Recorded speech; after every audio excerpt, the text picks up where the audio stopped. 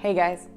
In this episode, I want to talk about how we should try to engage with the people we love most on their sensitivity level, not ours. We're going to talk about developing our empathy skills today. So last week we talked about needing to be right. Another facet of needing to be right comes into play in relationships. To have a good relationship with someone, you have to learn their sensitivities through observing and communicating their needs and expectations of you. I find that I'm pretty good at meeting needs in positively charged situations. I'm working on getting better at meeting needs in situations where I need to apologize for what I perceive to be small things or regular routine things, because I'm always willing to apologize, but I have a problem realizing where I might offend and preventing it, or realizing it afterward and communicating that I'm sorry. I just might not realize that something would have offended someone I love, and that might cause me to act like I don't care, but the reality is I care so much. I just would not have been offended had the situation been reversed and I was on the receiving end of the behavior. And this makes me not intuitive because my lack of sensitivity to these things generally makes me assume that the people I love are also not sensitive to those things. We always learn to treat people the way we want to be treated, and in these situations, I am treating people the way I want to be treated, but the way I want to be treated is a little broader or maybe a little less sensitive than the way that they would like to best be treated. So I think the rule is treat people the way you want to be treated, and then add to that their unique expectations and sensitivities to make your relationship truly amazing. For example, I can be super blunt when I'm giving my opinion on something because I know that were the situation to be reversed, if they said the same thing, it wouldn't bother me, but that doesn't mean it's right. For example, if one of my friends were to tell me that he or she does not think my outfit is stylish, I would appreciate the heads up and interpret the comment as serving my best interest, like, okay, I can do better. I would re-examine my outfit. And if I still liked it, I'd still wear it, but I would take that criticism as a heads up that maybe I should think about it a little bit more. And the thing is, after I changed to a different outfit, I would completely forget about it because I didn't take it personally. It's just a human error. I wouldn't hold it in my brain, my heart, my soul, and it would go away because I'm so well aware that every single outfit I choose is not going to be amazing, and that's perfectly human. No matter how stylish you are, it's nothing personal. But that's my take on it. And growing up, I assumed that everyone was exactly like me in this way. For example, if one of my friends needed a haircut, which I definitely do right now, but I'm stretching it because I want to grow it. If one of my friends needed a haircut, I would tell her that she should schedule a haircut because she has split ends. And after years of living and learning, I found that a comment as factual as that could and did offend someone. At the time, the girl I said that to thought that I was implying she didn't take care of herself and that her hair was ugly. And to me, that's not true at all. There was no subtext. I was just saying, your hair needs to be trimmed. And I didn't think at all how she would interpret that. So after offending many people unintentionally, I learned to be more discerning, even with my closest friends and my family. I learned that not everyone with an acne breakout wants to hear about a product they could use to kill the bacteria and dry up their pimples. Many people would just rather you ignore it, and they will be offended if you bring it up. And I think it's because they feel like it's a personal attack, or it draws attention to something that might be making them feel inadequate, or it makes them feel called out. And I'm talking about talking one-on-one. I'm not talking about bringing it up in a group. Obviously, that's insensitive. So a lot of people might feel called out in this situation, and historically, I might have said that they are too sensitive, but as I mature, I'm realizing that calling someone sensitive or weak for taking offense is not fair, because I think that everyone has a right to the type of social world they want to live in, and if those comments, even one-on-one, make them uncomfortable, they should not be made. If you're a woman with a mustache that I can see from 7 feet away, and you would prefer not to know about it, that is your right. It is not, however, my right to bring it up and make you feel self-conscious, no matter how respectfully I phrase it when we are alone and no one else can hear it. It's not my right. If someone wants to live with it, that's a choice. And unless she specifically asked me what she could do to get rid of her mustache, I shouldn't say anything, and I don't have to be like, oh, what mustache? when and if she brings it up, I can just offer some advice when it's asked for, and only when it's asked for. Not everyone wants advice all the time. And it comes from a good place. I wish someone would tell me in the opposite situation, but there's a lot of people that don't feel that way, and you have to meet people where they are, not where you are. And I feel like I'm going down a rabbit hole, but I hope that you're getting the idea of what I'm trying to say here. So I think this disconnect originates from two very different perspectives. I see this kind of advice as completely impersonal. I see it as actionable, constructive criticism, when of course stated in a non-mocking, not making fun of someone kind of way. In that specific situation, the other person would take it personally, and it could potentially hurt her self-esteem. So in this instance, am I wrong because I was just offering some help? If you asked me a few years ago, I would say no, I wasn't wrong. I was trying to help, and her emotions are too fragile. I'm learning with age that yes, in that situation, I am wrong because it's not my right to project my way of thinking and feeling onto someone else, regardless of the intentions. In that situation, I would need to apologize and not do it again. I don't need to stand there and say, I was just trying to help and blah, blah, blah. I would just say, I'm really sorry. I didn't mean to hurt your feelings, and never do it again. Also, I should keep in mind that shaving the mustache while she's asleep would be a violation of her privacy. I'm just kidding. I'm just kidding about that. So I'm learning with age that everyone has a different level of sensitivity. Some of it comes from lifestyle preferences. For example, I have always been very independent. My schedule is super packed because I try to fit a lot in, so I don't put a ton of energy or thought into every social plan I have on my calendar. If someone were to cancel on me without telling me why, I would take the engagement or the plan off of my calendar without thinking twice about it. I would assume they have something else they need to take care of, and I would move on shortly after, knowing that we can reschedule at a time that works for both of us. I'm realizing though that when I rain check on certain people without offering an explanation of why, it causes them to worry that something's wrong, something happened between us, or I don't care about them as much as I used to. In the past, I've been confronted for exactly this. It's not a hypothetical situation. And when I'm confronted, I just respond with confusion and say, but I had something else to do, so I gave you ample notice and I canceled. True and true, but that's not the point.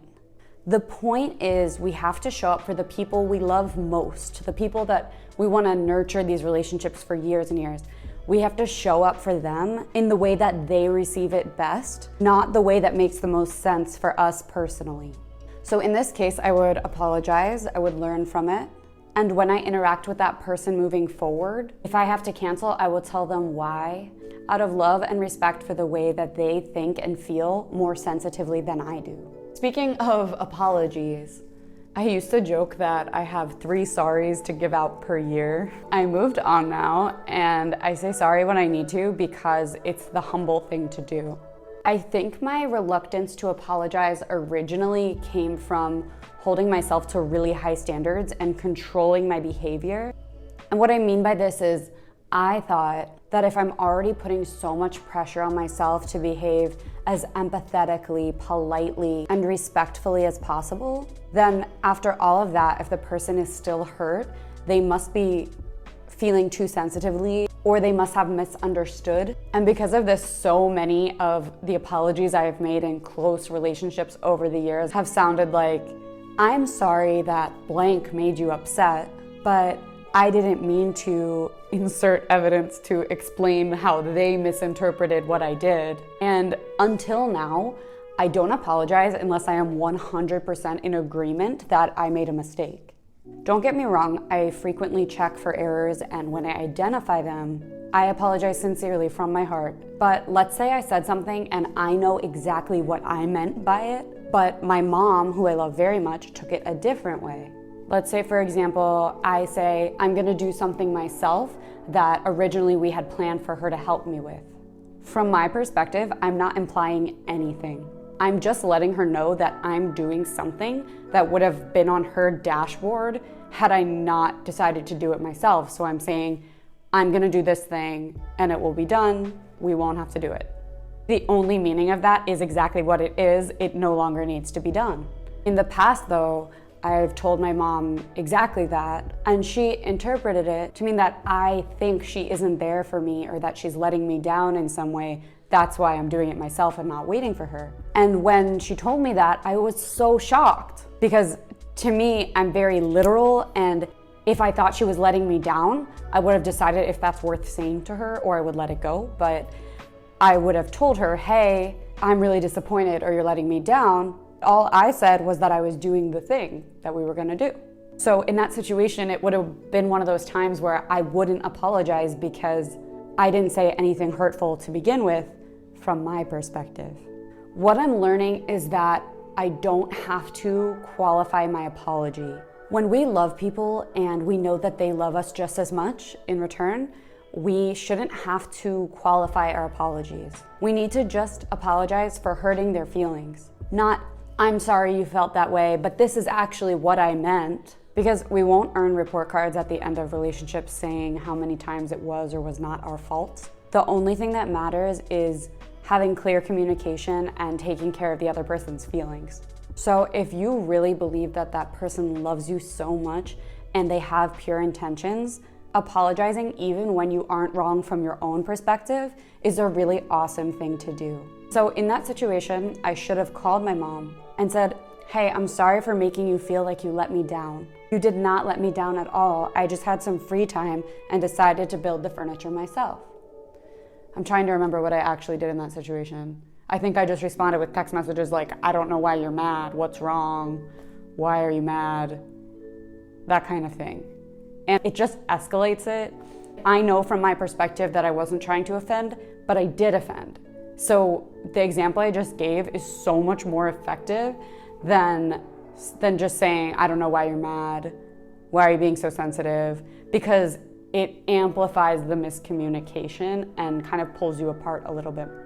Now a statement to the more emotionally sensitive people out there. If you are in a relationship, it is your responsibility to be able to articulate the things that bother you and not passive aggressively, not ridden with emotion, just outright explain. Because someone who loves you will try to adapt, but nobody can read your mind, and without something to go off of, I think we just tend to go by what would offend us. So you have to keep in mind what the other person needs. But you can only know what they need if they explicitly explain it to you. And please keep in mind that we should abide by the rules and needs of people who are trying to connect with us, not people who are trying to control us.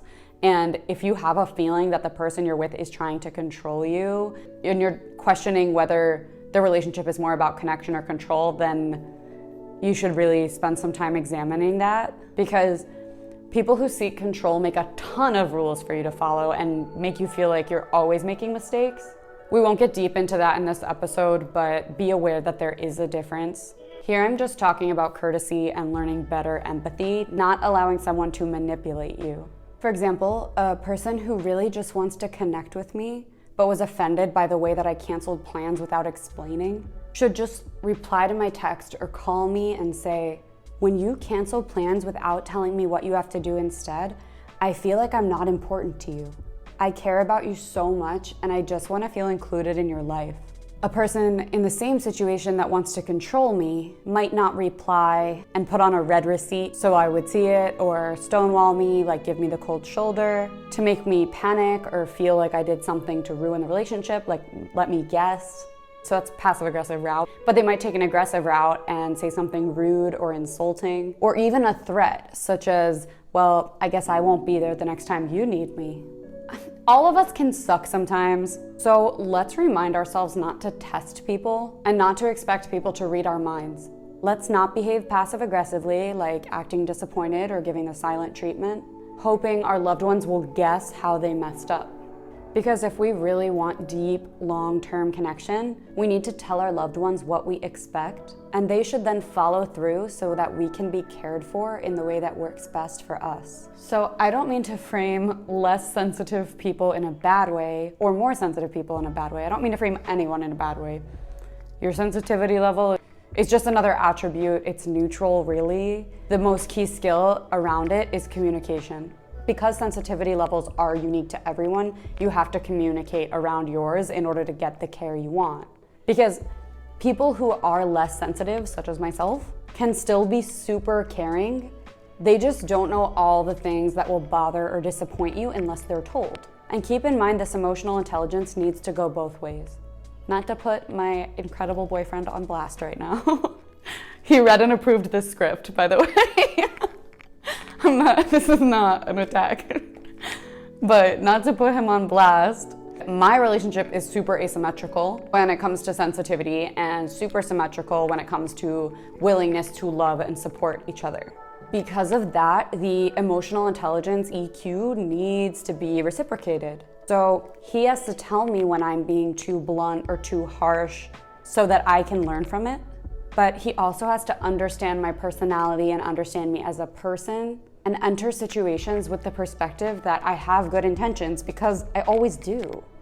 And I'm not insulting. I just do things my own way, and I tend to be very independent. Meaning, if I make a neutral comment, he should take it either neutrally or positively, not negatively, because the chances are I didn't read into it. I don't make aggressive and passive-aggressive comments, but if I say something neutral, it's probably just neutral. I didn't think of all the inferences that could be made from that comment. The more sensitive person should also not take things personally that are not obviously personalized, because when people who are less sensitive say something in an impersonal way, they probably just mean it that way. They're not assuming that the other person has anything to do with the comment. So in this situation, if my boyfriend is more sensitive than I am, he should not personalize something that is not obviously personal, because if I didn't say it in a personal way, then I probably deserve the benefit of the doubt. I might have just been making a general statement. And if I didn't say it's about him or about anything he cares about, then it probably isn't. So this is a little bit of a complex example, but I think the major takeaway here is that we need to approach the key relationships in our lives with bottomless empathy and kindness while communicating our needs. And if we do that, then our relationships should thrive. But stonewalling people, giving them the silent treatment, or behaving angrily around them, like deciding you're gonna go out with them but being silent, it doesn't help, and it really just pushes you further apart. So we need to be able to communicate what we need, and we need to be forthright, and we need to be willing to apologize, and we just have to show bottomless love to the people who deserve it most. So that's all that I have for you guys today. I hope you enjoyed this episode, and if you did, please don't forget to like and subscribe to my channel on YouTube, because I've been dropping videos almost every Thursday at 4 p.m. Eastern Standard Time. So as always, there's so much talk to come soon. Bye for now.